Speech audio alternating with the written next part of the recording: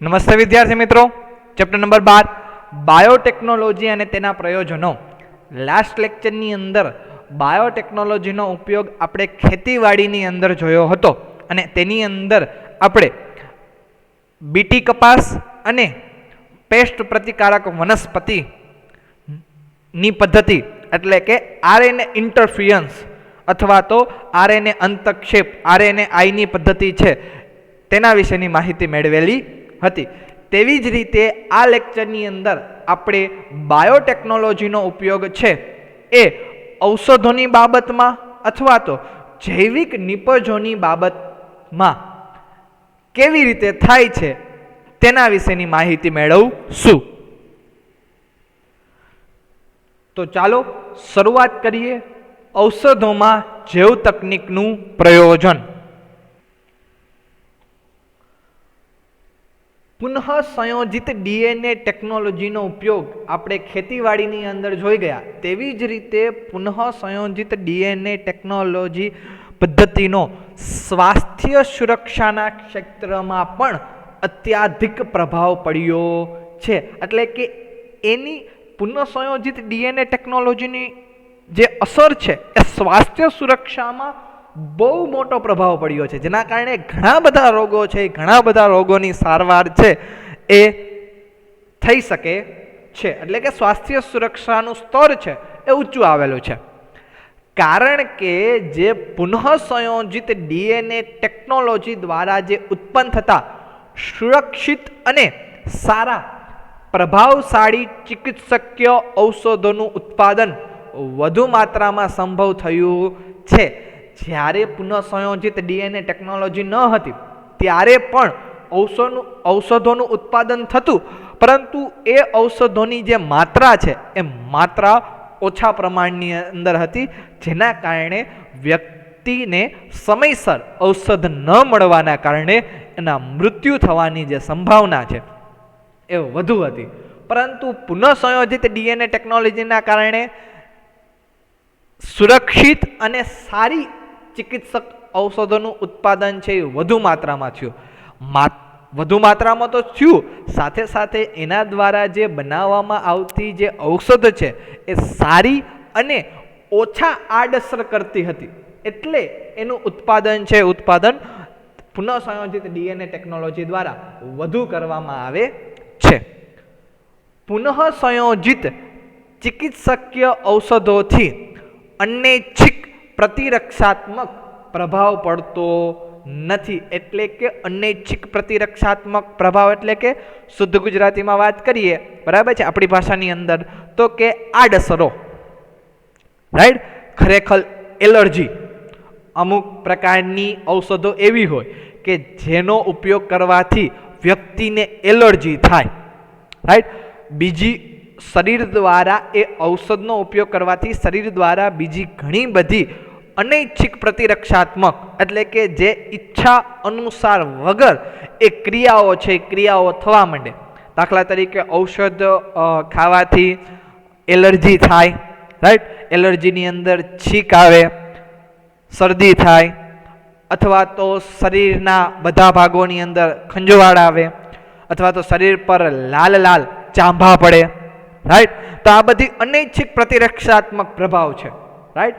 તો એ પ્રભાવ પુનઃ સંયોજિત ચિકિત્સકીય ઔષધોથી પડતો નથી, એટલે કે આડઅસરો થતી નથી. જ્યારે આપણે એ જ ઔષધો જે છે એ અમાનવીય સ્ત્રોતોમાંથી અલગ કરવામાં આવેલા ઔષધ લઈએ તો તેના દ્વારા ઉપરયુક્ત અનૈચ્છિક પ્રતિરક્ષાત્મક પ્રભાવ પડે છે.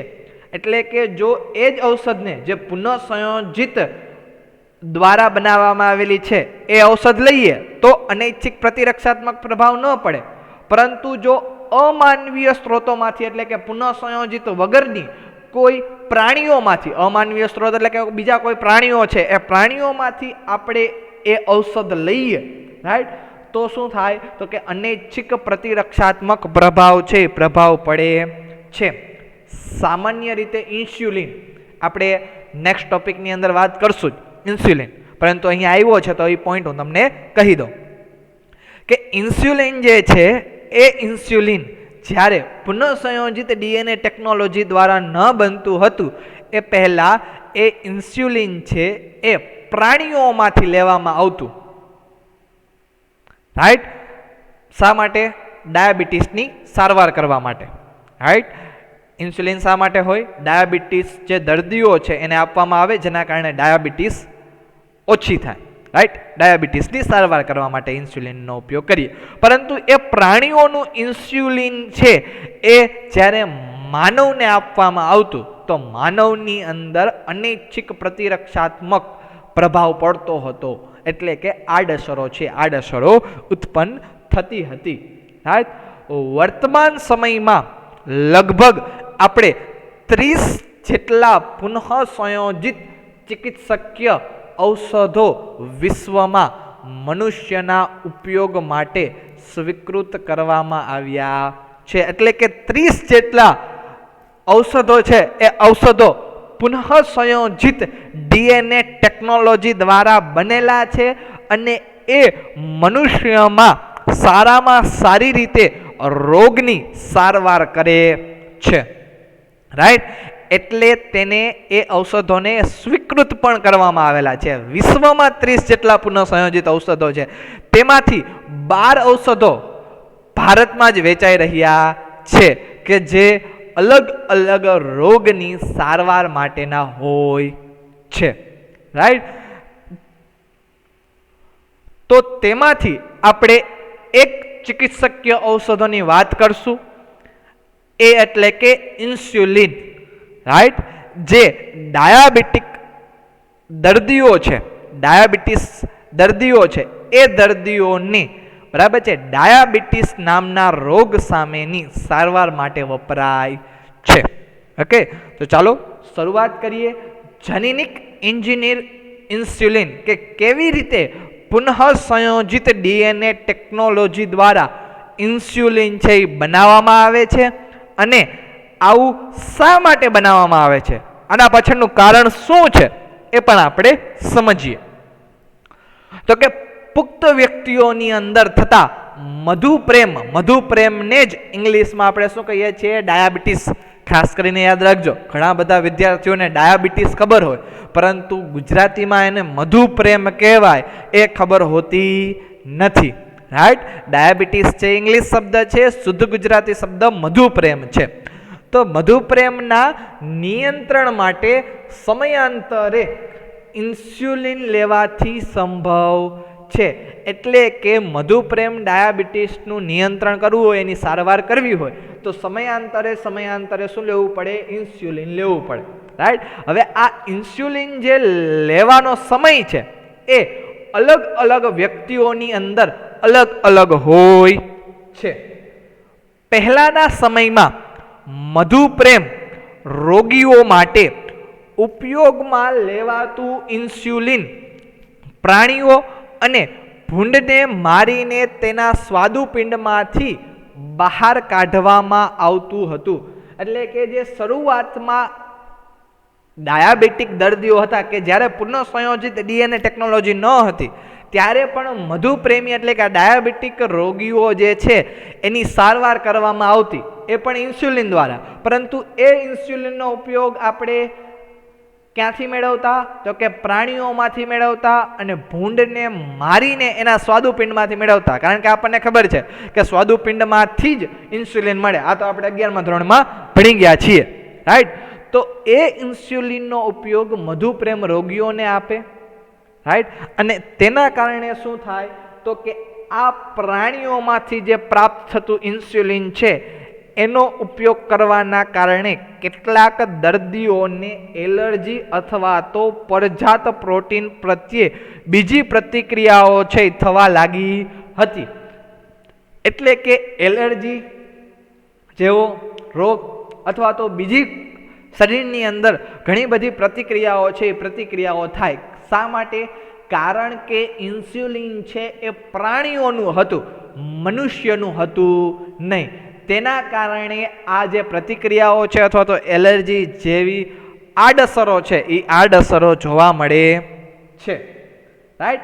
તેટલા માટે વૈજ્ઞાનિકોને વિચાર આવ્યો કે ઇન્સ્યુલિન છે પ્રાણીઓમાંથી ન મેળવતા પુનઃ સંયોજિત ડીએનએ ટેકનોલોજી દ્વારા બનાવવામાં આવે, એટલે કે જનીનિક એન્જિનિયરિંગ દ્વારા ઇન્સ્યુલિન બનાવવામાં આવે, રાઈટ.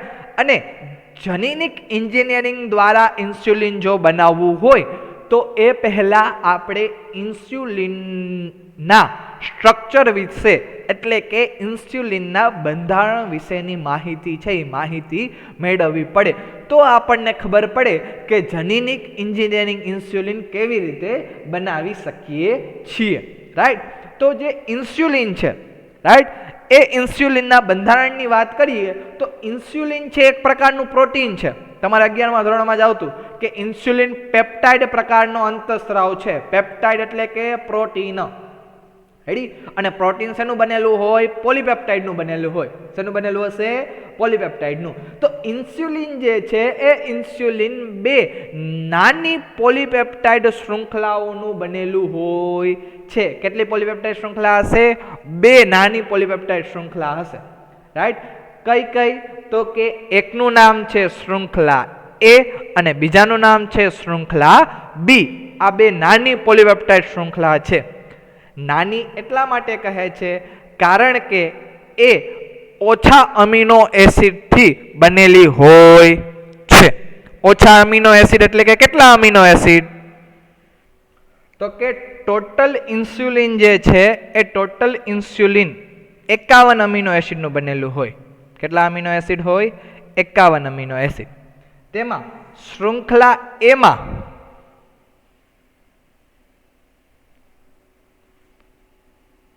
21 અમીનો એસિડ હોય અને શૃંખલા બી માં 30 અમીનો એસિડ હોય,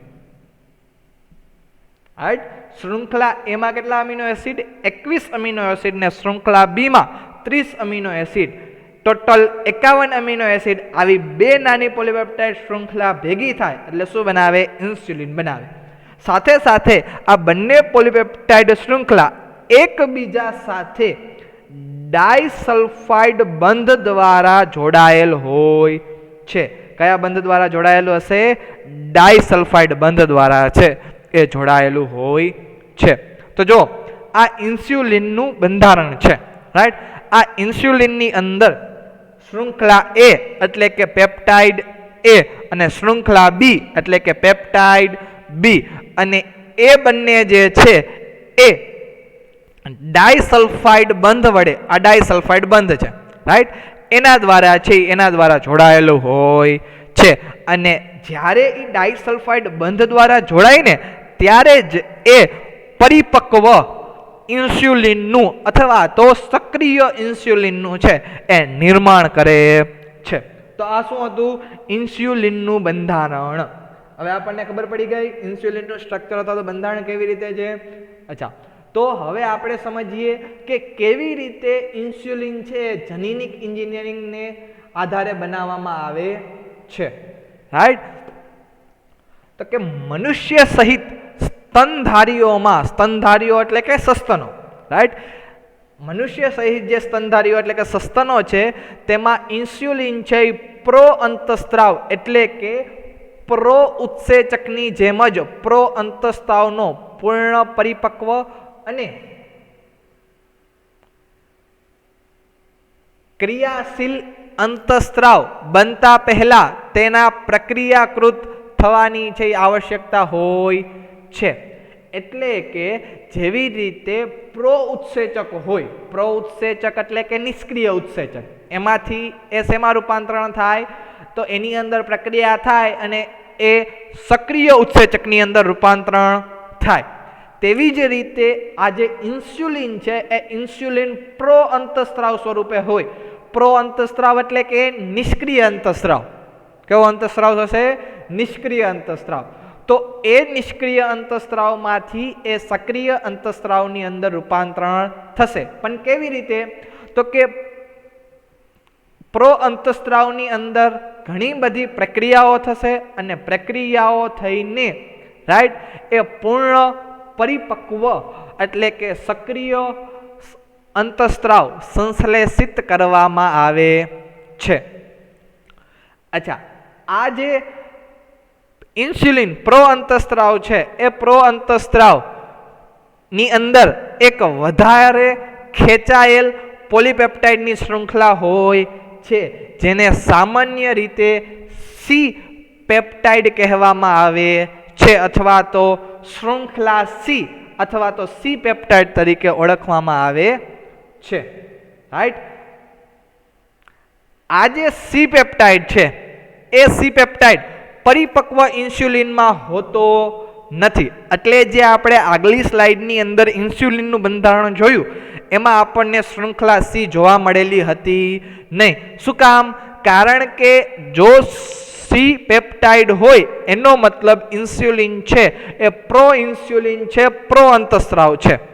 જ્યારે પરિપક્વ થાય એટલે કે પરિપક્વતા દરમિયાન આ જે સી પેપ્ટાઇડ છે એ સી પેપ્ટાઇડ ઇન્સ્યુલિનમાંથી દૂર થઈ જાય છે. રેડી? જો બુકની અંદર આપણને આકૃતિ છે, આકૃતિ આપેલી છે તો કે પ્રો ઇન્સ્યુલિનની અંદર શું જોવા મળે છે? તો કે પ્રો ઇન્સ્યુલિનની અંદર રાઈટ બ્લુ કલરની છે એ શૃંખલા એ છે, ગ્રીન કલરની છે શૃંખલા બી છે, અને એ અને બી ની વચ્ચે શૃંખલા સી જોવા મળે છે. રાઈટ. તો જો આ શૃંખલા સી હોય તો ઇન્સ્યુલિન છે એ પ્રો ઇન્સ્યુલિન સ્વરૂપે હોય અથવા તો પ્રો અંતઃસ્ત્રાવ સ્વરૂપે હોય. એનો મતલબ એ નિષ્ક્રિય સ્વરૂપે છે જો સી પેપ્ટાઇડ હાજર હોય તો. પરંતુ જો આ સી પેપ્ટાઇડને દૂર કરવામાં આવે અને એ પેપ્ટાઇડ અને બી પેપ્ટાઇડ એકબીજા સાથે ડાયસલ્ફાઇડ બંધ વડે જોડાઈ જાય તો એ ઇન્સ્યુલિનનું નિર્માણ કરે, એટલે કે સક્રિય ઇન્સ્યુલિનનું નિર્માણ છે એ કરે છે. પ્રો શબ્દ લાગે તો એનો મતલબ નિષ્ક્રિય. રાઈટ. અને જો પ્રો શબ્દ ન હોય તો એનો મતલબ એ સક્રિય ઇન્સ્યુલિન છે, અને સી પેપ્ટાઇડ છે સી પેપ્ટાઇડ મુક્ત થઈ જાય છે. એટલે કે એ અને બી વચ્ચે રહેલી જે સી શૃંખલા છે એ સી શૃંખલા અલગ થાય, સી પેપ્ટાઇડ અલગ થાય તો સક્રિય ઇન્સ્યુલિનનું છે નિર્માણ થાય છે. અને આ સી પેપ્ટાઇડ પણ ઉપયોગી છે. એમ ન સમજતા કે સી પેપ્ટાઇડ દૂર થઈ ગયું તો એ ઉપયોગી નથી. ખાસ કરીને સી પેપ્ટાઇડ શેના માટે ઉપયોગી છે? તો કે સી પેપ્ટાઇડ શરીરની અંદર, મનુષ્યની અંદર રાઈટ કેટલા પ્રમાણની અંદર ઇન્સ્યુલિન બને છે એ જો ચકાસણી કરવી હોય રાઈટ તો એ મુક્ત સી પેપ્ટાઇડના આધારે ગણતરી છે એ ગણતરી કરી શકાય. કારણ કે જેટલા મુક્ત સી પેપ્ટાઇડ હશે એટલા ઇન્સ્યુલિન પરિપક્વ છે એ શરીરની અંદર હશે. રાઈટ. તો જો સી પેપ્ટાઇડની ગણતરી કરી લઈએ તો પરિપક્વ ઇન્સ્યુલિનની પણ ગણતરી થઈ જાય. રાઈટ. ડાયરેક્ટ પરિપક્વ ઇન્સ્યુલિનની ગણતરી કરવી પડે નહીં, કારણ કે જો પરિપક્વ ઇન્સ્યુલિન બનવું હોય તો સી પેપ્ટાઇડને મુક્ત કરવા છે જરૂરી છે. ઓકે, ચલો.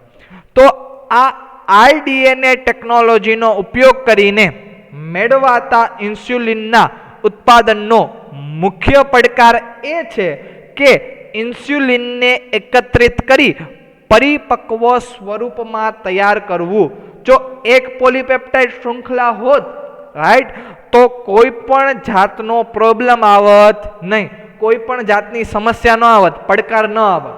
રાઈટ. પરંતુ ઇન્સ્યુલિનનું ઉત્પાદન આરડીએનએ ટેકનોલોજીનો ઉપયોગ કરીને કરવું છે. રાઈટ. એટલે મુખ્ય પડકાર એ છે કે જો આપણે પ્રો ઇન્સ્યુલિન તો બનાવી શકીએ પરંતુ એમાંથી સક્રિય કરી શકતા નથી. રાઈટ. પ્રો ઇન્સ્યુલિન તો બનાવી શકીએ પરંતુ સક્રિય કરી શકતા નથી. તો ડાયરેક્ટ આપણે સક્રિય ઇન્સ્યુલિન છે એ સક્રિય ઇન્સ્યુલિન ને એકત્રિત કરી અને એ પણ પરિપક્વ સ્વરૂપે તૈયાર કરવું પડે, એટલે કે ડાયરેક્ટ સક્રિય ઇન્સ્યુલિન બનાવવું પડે. તો કે સક્રિય ઇન્સ્યુલિન બનાવવા માટે શું કરીશું? તો કે સૌપ્રથમ સક્રિય ઇન્સ્યુલિન જે છે એ સક્રિય ઇન્સ્યુલિન 1983 માં ઇલી લિલી એ એક અમેરિકન કંપની છે. કઈ છે? 1983 માં ઇલી લિલી અમેરિકન કંપની. આ અમેરિકન કંપનીએ 2 ડીએનએ શૃંખલાઓ છે એ ડીએનએ શૃંખલાઓને તૈયાર કરી કે જેમાં માનવ ઇન્સ્યુલિનની શૃંખલા એ અને શૃંખલા બી ને અનુરૂપ હોય. એટલે કે માનવ ઇન્સ્યુલિનની અંદર શૃંખલા એ અને શૃંખલા બી છે, રાઈટ. તો એ બંને શૃંખલાઓના જે ડીએનએ છે, ઇન્સ્યુલિન તો ખરેખર પ્રોટીન છે, રાઈટ. તો પ્રોટીનમાંથી પહેલા આરએનએ બનાવવામાં આવે અને આરએનએ માંથી એ શૃંખલા એ અને શૃંખલા બી નું શું બનાવવામાં આવશે? ડીએનએ બનાવવામાં આવશે. કારણ કે ડીએનએ માંથી જ આરએનએ બને અને આરએનએ માંથી શું બને? પ્રોટીન. તો હવે આપણે ઊંધી પ્રોસેસ કરશું. પ્રોટીન માંથી આરએનએ બનાવશું અને આરએનએ માંથી શું બનાવશું? DNA, right. પ્રોટીન તો આપણી પાસે છે જ, શૃંખલા એ અને શૃંખલા બી પોલીપેપ્ટાઇડ છે, તો એમાંથી આપણે બનાવશું આરએનએ અને આરએનએ માંથી આપણે બનાવશું ડીએનએ. રેડી? એટલે આ કામ કોને કરેલું હતું? તો કે સૌ પ્રથમ અમેરિકન કંપની ઇલી લિલીએ 1983માં કરેલું, ડીએનએ બનાવેલું અને બંને ડીએનએ છે અલગ અલગ રાખવામાં આવેલા. ત્યારબાદ આ બંને ડીએનએ ને બે ઇકોલાઈના પ્લાઝમિડમાં પ્રવેશ કરાવીને ઇન્સ્યુલિન શૃંખલાઓનું ઉત્પાદન કર્યું. પણ બંને ઇન્સ્યુલિન શૃંખલાઓનું ઉત્પાદન છે એ સ્વતંત્ર રીતે થાય છે, રાઈટ. શૃંખલા એ ને અલગ પ્લાઝમિડની અંદર દાખલ કરવામાં આવે, શૃંખલા બી ને પણ અલગ પ્લાઝમિડની અંદર દાખલ કરવામાં આવે અને ત્યારબાદ જે બંને પ્લાઝમિડ છે એ ઇકોલાઈની અંદર દાખલ કરવામાં આવે. એટલે કે પુનઃ સંયોજિત કોષનું નિર્માણ કરવામાં આવે. ત્યારબાદ એ ઇકોલાઈનો ઉછેર કરવામાં આવે, સંવર્ધન કરવામાં આવે, જેના કારણે ઇન્સ્યુલિન શૃંખલાઓનું નિર્માણ થાય. આ અલગ રીતે ઉત્પાદન કરેલ શૃંખલા એ અને શૃંખલા બી ને અલગ તારવીને ડાયસલ્ફાઇડ બંધ દ્વારા એકબીજા સાથે જોડીને માનવ ઇન્સ્યુલિન ઉત્પાદન કર્યું. જો બંને છે શૃંખલાઓ કેવી છે? અલગ છે, રાઈટ. એટલે કે બંને શૃંખલાઓનું ઉત્પાદન અલગ અલગ રીતે થયું. પછી એ અલગ અલગ શૃંખલા છે એ બેક્ટેરિયાના કોષની અંદરથી તારવામાં આવે છે અને ત્યારબાદ એ બંને શૃંખલાઓ વચ્ચે ડાયસલ્ફાઇડ બંધ બનાવી એકબીજા સાથે જોડી અને પરિપક્વ એટલે કે સક્રિય ઇન્સ્યુલિનનું ઉત્પાદન છે કરવામાં આવે છે, રાઈટ. ઓકે, તો આ એ જ સ્લાઇડ છે જે આપણે આગલી સ્લાઇડની અંદર સમજ્યા, રાઈટ. તો થોડુંક સ્પીડમાં જવા દઉં છું. આકૃતિ દ્વારા સમજીએ આખી ઘટના. સૌ પ્રથમ 1983માં ઇલી લિલી કંપનીએ શું કરેલું? તો કે માનવ ઇન્સ્યુલિનની શૃંખલા એ અને શૃંખલા બી ના બે અલગ અલગ ડીએનએના શૃંખલાઓનું નિર્માણ કર્યું, રાઈટ. ઓકે, તો સૌ પ્રથમ આ ઇન્સ્યુલિનની શૃંખલા એ ચેઇન, આ ઇન્સ્યુલિનની શૃંખલા બી ચેઇન, રાઈટ. આ બંનેને આપણે ક્યાં દાખલ કર્યા? તો કે પ્લાઝમિડની અંદર પ્રવેશ કરાવ્યો. તો કે પ્લાઝમિડની અંદર પ્રવેશ થઈ ગયો, જેના કારણે પુનઃ સંયોજિત ડીએનએ, રિકોમ્બિનન્ટ ડીએનએ અથવા તો આરડીએનએ નું નિર્માણ થઈ ગયું. ત્યારબાદ એને ઇકોલાઈ કોષની અંદર દાખલ કરવામાં આવે છે. તો હવે આ જે પ્લાઝમિડ છે એ પ્લાઝમિડને આપણે ઇકોલાઈ કોષની અંદર દાખલ કરીએ, પરંતુ બે અલગ અલગ પ્લાઝમિડ છે અને બંને અલગ અલગ પ્લાઝમિડને અલગ અલગ ઇકોલાઈની અંદર દાખલ કરીએ છીએ, રાઈટ. અને ત્યારબાદ એ જે ટ્રાન્સફોર્મેશન પ્રોસેસ થયેલું છે, ટ્રાન્સફોર્મેશન એટલે કે જે પુનઃ સંયોજિત પ્લાઝમિડ છે એને ઇકોલાઈની અંદર દાખલ કરીએ એટલે એને ટ્રાન્સફોર્મ ઇકોલાઈ કહેવાય, ટ્રાન્સફર કરીએ છીએ. ત્યારબાદ ઇકોલાઈનું શું કરવામાં આવે છે? સંવર્ધન કરવામાં આવે છે, એટલે કે કલ્ચર કરવામાં આવે છે, રાઈટ. તો આ ફ્લાસ્કની અંદર, રાઈટ, આ જે ફ્લાસ્ક છે એ ફ્લાસ્કની અંદર આપણે શું રાખેલા છે? આ પુનઃ સંયોજિત ઇકોલાઈ છે એ અલગ અલગ રાખેલા છે અને એનું શું કરાવીએ છીએ? સંવર્ધન કરાવીએ છીએ. ત્યારબાદ એ ફ્લાસ્કમાંથી જે શૃંખલા મળે એ શૃંખલાને આપણે શું કરશું? પ્યુરિફાય કરશું, રાઈટ. તો પ્યુરિફાય કરી એટલે કે એ ચેન અલગ મળી અને બી ચેન છે, બી ચેન પણ આપણને એટલે કે એ શૃંખલા અને બી શૃંખલા અલગ અલગ મળેલી છે. એ શૃંખલા છે એ બ્લુ કલરની છે, બી શૃંખલા છે એ ગ્રીન કલરની છે. ત્યારબાદ આપણે એ શૃંખલા અને બી શૃંખલા વચ્ચે ડાયસલ્ફાઇડ બોન્ડ એટલે કે ડાયસલ્ફાઇડ જે બંધ છે એ બંધ બનાવીએ છીએ. તો આ જે લાઈન છે એ લાઈનનો મતલબ છે ડાયસલ્ફાઇડ બંધ.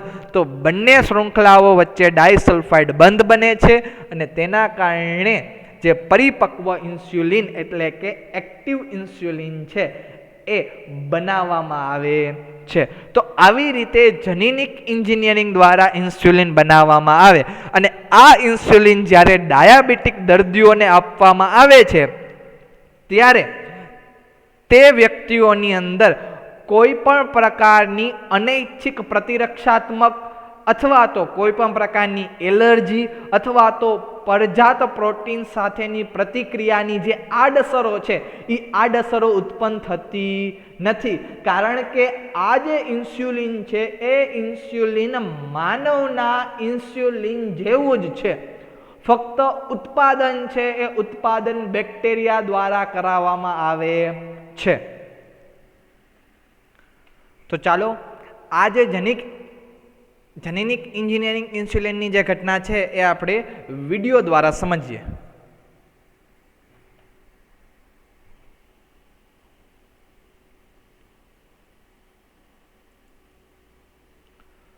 તો જનીનિક એન્જિનિયરિંગ જે ઇન્સ્યુલિન છે એટલે કે જે ગ્લુકોઝ છે, ગ્લુકોઝ શરીરની અંદર શક્તિ મેળવવા માટે થાય છે, પરંતુ જે ડાયાબિટીક દર્દીઓ હોય તેની અંદર ઇન્સ્યુલિન છે એ સ્વાદુપિંડ દ્વારા ઓછું બને છે. તો એ માટે ડાયાબિટીક દર્દીઓ ઇન્સ્યુલિનના ઇન્જેક્શન લે છે. પણ એ જે ઇન્સ્યુલિન છે એ ઇન્સ્યુલિન શરૂઆતમાં આપણે પ્રાણીઓ અથવા તો ભૂંડમાંથી છે મેળવવામાં આવે છે, જેના કારણે આ ઇન્સ્યુલિન મનુષ્યની અંદર દાખલ થતાં જ જે અનૈચ્છિક પ્રતિરક્ષાત્મક અથવા તો એલર્જી જેવી પ્રક્રિયાઓ નિર્માણ કરે છે એટલે કે આડઅસર ઉત્પન્ન કરે છે. એના માટે આપણે જેનેટિકલી ઇન્જિનિયર્ડ ઇન્સ્યુલિન છે, જનીનિક એન્જિનિયરિંગ ઇન્સ્યુલિન છે એ બનાવવાનો પ્રયત્ન કરશું. તો એ પહેલાં આપણે ઇન્સ્યુલિનનું બંધારણ સમજવું પડે. તો ઇન્સ્યુલિન છે એની અંદર બે શૃંખલાઓ આવેલી છે. સૌથી પ્રથમ શૃંખલા એટલે કે શૃંખલા એ અને બીજી શૃંખલા એટલે કે શૃંખલા બી, પેપ્ટાઇડ એ અને પેપ્ટાઇડ બી, અને તેમની વચ્ચે ડાયસલ્ફાઇડ બંધ છે એ આવેલા હોય છે. આ જે ડાયસલ્ફાઇડ બંધ છે એ ઇન્સ્યુલિન છે એ પ્રો ઇન્સ્યુલિન સ્વરૂપે હોય છે કે જેની અંદર સી પેપ્ટાઇડ એટલે કે સી શૃંખલા પણ હાજર હોય છે. જો એ સી શૃંખલાને દૂર કરવામાં આવે તો પ્રો ઇન્સ્યુલિન છે સક્રિય ઇન્સ્યુલિનની અંદર રૂપાંતરિત થાય છે. અને આ પ્રો ઇન્સ્યુલિનને સક્રિય ઇન્સ્યુલિનની અંદર રૂપાંતર કરવું એ બાયોટેકનોલોજી માટે મુખ્ય પડકાર છે. તો એ માટે 1983માં સૌ પ્રથમ ઇલી કંપનીએ બે અલગ અલગ એટલે કે શૃંખલા એ અને શૃંખલા બીના ડીએનએ છે એ આવેલા છે, રાઈટ. આ જે ડીએનએ છે એ ડીએનએને પ્લાઝમિડની અંદર દાખલ કરવામાં આવે છે. તો એ માટે પહેલાં પ્લાઝમિડને કટ કરી એની અંદર દાખલ કરી અને પછી એ બેક્ટેરિયાની અંદર દાખલ કરવામાં આવે છે. બેક્ટેરિયા શૃંખલા એ અને શૃંખલા બીનું નિર્માણ કરે છે અને આ શૃંખલા એ શૃંખલા બીને બહાર કાઢી અને તેમની વચ્ચે ડાયસલ્ફાઇડ બંધ બનાવવામાં આવે છે. અને આ જે ઇન્સ્યુલિન જે છે એ હવે દુનિયાની અંદર મોટા ભાગના દર્દીઓને આ જ ઇન્સ્યુલિન છે આપવામાં આવે છે અને તેના લીધે દર્દીઓને કોઈ પણ પ્રકારની આડઅસરો ઉત્પન્ન થતી નથી.